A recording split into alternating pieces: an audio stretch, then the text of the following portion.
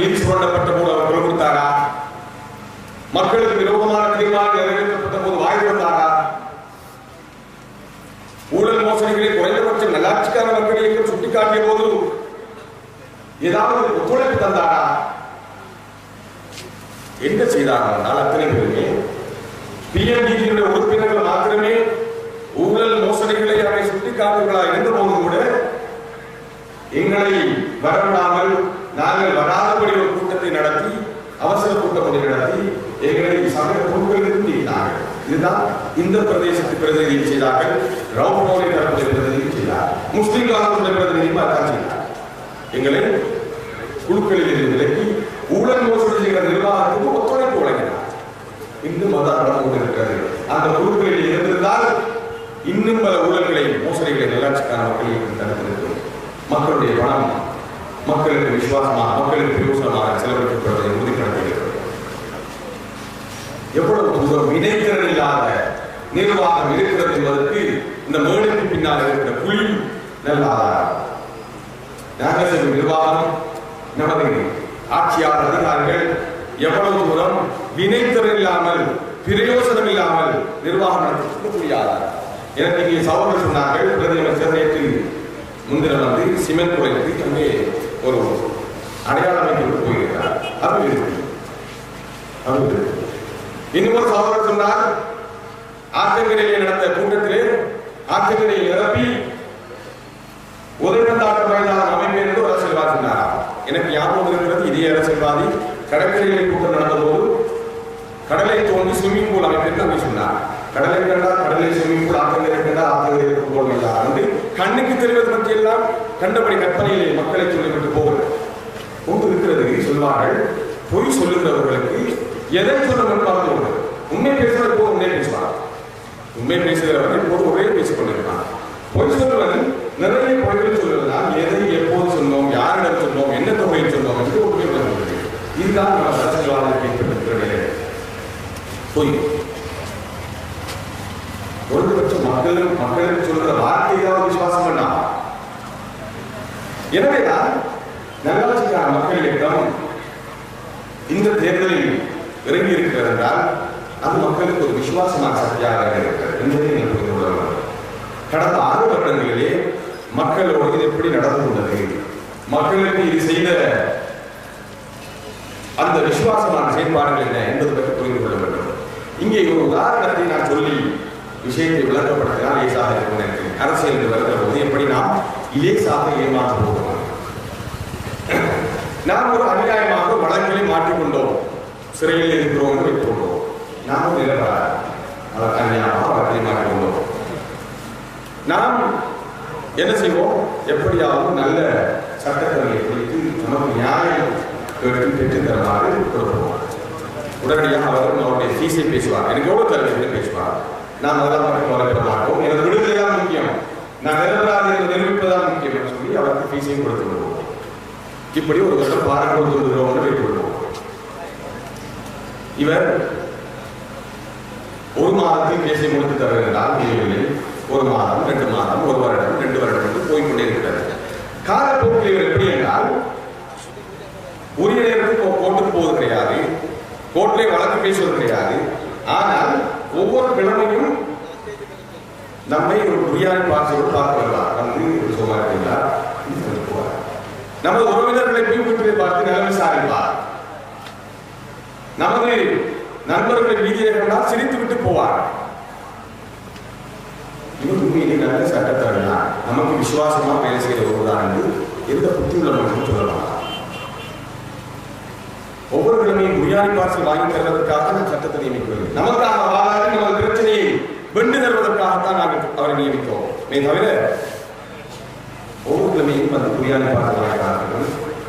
வீட்டை கொடுக்குற துணிமணிகளை கொண்டு நமக்கு தந்து போகிறது ஜெயிலில் வந்து அது நான் நேற்று முதல் அந்த கூட்டத்திலும் சொன்னேன். நேற்று நாங்கள் வெளியிட்ட துண்டு பிரசுரத்திலே ஒரு விடயத்தை சொன்னோம். நமக்கான தெரிவு எது என்கிற அந்த துண்டு பிரசுரத்திலே நாங்கள் ஒரு விடயத்தை சொன்னோம். எப்படி நமது அரசியல்வாதம் என்றால் அவர்களுக்கு சொல்லுகிற போது சொன்னோம்,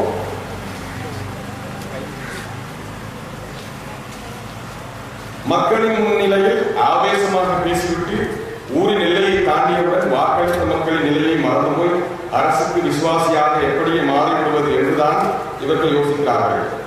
எமது பிரதேசங்களில் உள்ள வீதிகளிலும் மூலை முடுக்குகளில் தான் இவர்களது வீராவேச வசனங்கள் அவர் செவிப்பறக்களை தொடர்கின்றன. ஆனாலும் தம் அரசு எஜமானர்கள் முன்னால் பவியமாக கைகட்டி பக்குவமாக வாய்மொத்தி நல்ல பணியாளர்களாக நடந்து கொண்டார்கள். மட்டுமல்லாது உள்நாட்டிலும் வெளிநாட்டிலும் நமது சமூகத்திற்காக பேச வேண்டிய தருணங்களில் எல்லாம் வாய்மூடி மௌனிகளாக இருந்து கொண்டு தமது ராஜ எஜமான விசுவாசத்தை தொடர்ந்து நிறுத்தி வருகிறார்கள். இதைத்தான் சொல்லுவோம், பேச வேண்டிய இடத்தில் நமது அரசியல் பிரதிநிதிகள் பேச வேண்டும். அதுதான் அவருடைய கடமை, அடிப்படை கடமை.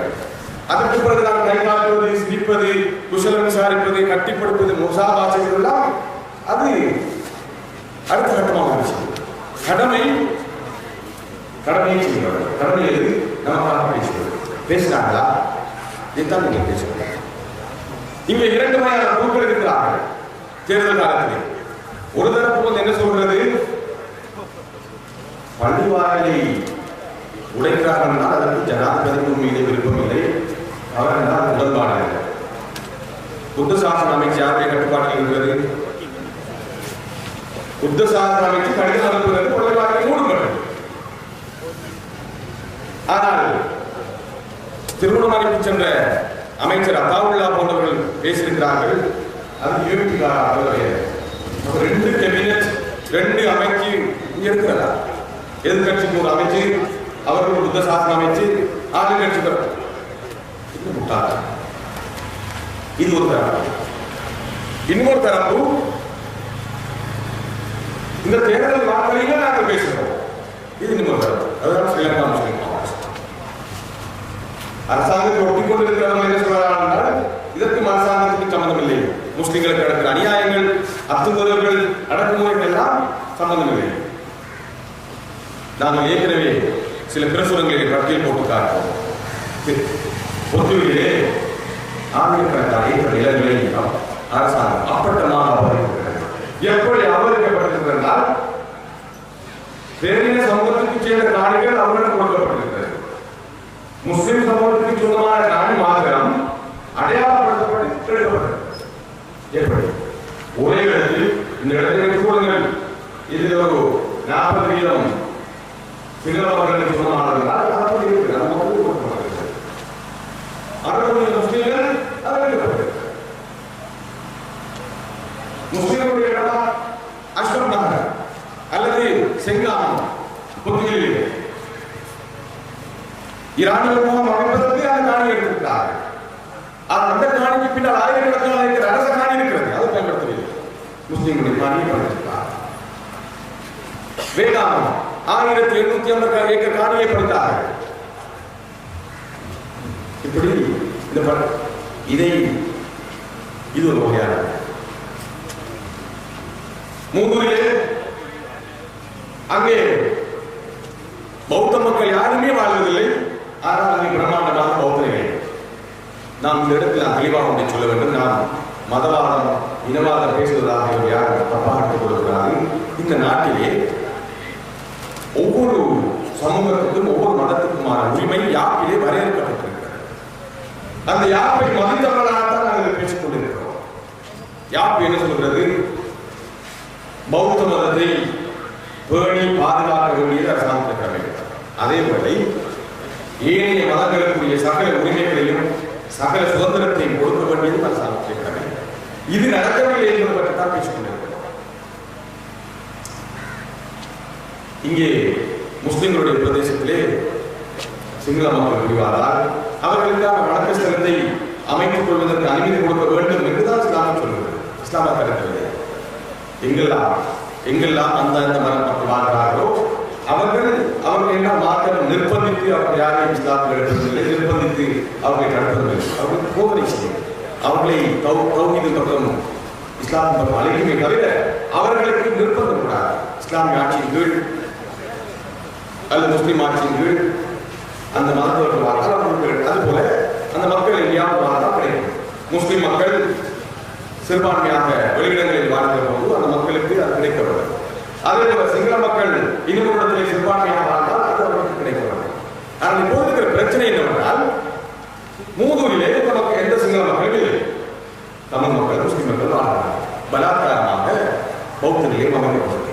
பலாத்காரமாக அங்கே சிறை வைக்கப்படுகிறது. அங்கே இருக்கிற உள்ளூராட்சி மன்றம் நிர்வாகம் அவருடைய எந்த அனுமதியும் இல்லாமல் கிடக்கிறது. ஆனால் கிண்ணியாவிலே 100 முஸ்லிம்கள் வாழ்கிறார். அங்கே முஸ்லிம்களுடைய கலாச்சார சின்னங்களை கொண்டு கட்டடம் அமைக்க முடியாது என்று தடை விதிக்கப்படுகிறது. இந்த அக்கிரமத்தை தான், இந்த அராஜகத்தை தான் நாங்கள் பேசுகிறோம். இன்னொரு பக்கத்திலே முஸ்லிம் மக்கள் சிறுபான்மையாக வாழ்கிற தென்கொள்ளை, குருநாகலை, ராஜகிரியை போன்ற பகுதியிலே அவர்கள் சிறிய பள்ளிவாயை அழைத்துக் கொண்டு தம்முடைய மத வழிபாடுகளை செய்கிறார்கள். இந்த உரிமை மறுக்கப்படுகிறது. என்ன காரணம் சொல்லப்படுகிறது? நீங்கள் தெளிவாக விளங்கிக் கொள்ள வேண்டும். எவ்வளவு தூரம் இந்த நாட்டிலே மோசமாக, அநியாயமாக சட்டம் பாதிக்கப்படுகிறது, அரசியல் அராஜகம் தலைவிரித்தாடுகிறது. எதற்காக நல்லாட்சிக்கான மக்கள் இயக்கம் இந்த சக்திகளை எதிர்த்து குரல் கொடுத்துக் கொண்டிருக்கிறது? இது மாநில கடமையா இல்லையா என்பது நீங்கள் தெளிவாக இருக்கிறது. உலகமாக தெளிவாக சொல்லுங்கள். தீர்ஸ் மாவட்டத்திலே அமைக்கின்ற பள்ளியை ஆற்றுகிற போது புத்த சாசன அமைச்சர் கடிதத்தில் என்ன சொல்லியிருக்கிறது தெரியுமா? இங்கே முஸ்லீம்கள் 5 வேளை பொழுதானது இன நல்லுறவுக்கும் சௌஜன்யத்துக்கும் பாராட்டு. எனவே உடனடியாக இது இந்த நாட்டின் சமாதானத்துக்கு, ஒழுக்க சீர்கேட்டுக்கு, இன நல்லுறவுக்கு, ஏனைய சட்டம் ஒழுங்கு பிரச்சனைக்கு மிகவும் பாதகமாக அமைகிற 2 விஷயங்கள் இருக்கிறது நாட்டில். ஒன்று இந்த சாராய கடைகள், மதுபான விற்பனை அரசாங்கம் மூடியிருக்கிறதா அல்லது அரசாங்கம் அதற்கு லைசன்ஸ் கொடுப்பதை நிறுத்தி இருக்கிறதா? இரண்டாவது, இரவு விடுதிகள், விபச்சார விடுதிகள் நாட்டிலே குறைந்திருக்கிறதா? தொடர்ந்து கொள்கையை வந்தால் தெரியும் உங்களுக்கு எத்தனை புது புது நைட் கிளப்கள் அதிகரித்துக் கொண்டே சென்றது. கருத்திருக்காங்களா? நமக்கு தெரியும் நைட் கிளப்புகளில் நடக்கிற பிரச்சனையும் கொலைகளும். அண்மையை பார்த்தோம், யூபியினுடைய எம்பி நைட் கிளப்பில் இருந்து ஒரு காதை கடித்து விட்டார் என்று அவரை தேடி ஒரு காதை கடித்து வருகிறது. சவுத்திலே, தென் மாகாணத்திலே ஒரு நைட் கிளப்பிலே அந்த பிரதேச தவிசாளர் எதிர்வரும் கிழக்கு மாகாண சபை பிரச்சாரத்திலே, தேர்தல் பிரச்சாரத்திலே நல்லாட்சிக்கான மக்கள் இயக்கம் நடத்துகிற மற்றொரு மக்கள் சந்திப்பு பிரச்சாரங்களுக்கு தலைமை நாடி கொண்டிருக்கின்ற சூராசபை உறுப்பினர் பஷீர் ஆசிரியர் அவர்களே, எனக்கு முன்னர் உரையாற்றிய சூராசபை உறுப்பினர்களான ஜனம் அவர்களே, டாக்டர் விகாஸ் அவர்களே, வித்யாநிதி அனிலேஸ்வர் அவர்களே, பொறியியலாளர் வலுவலர் அவர்களே,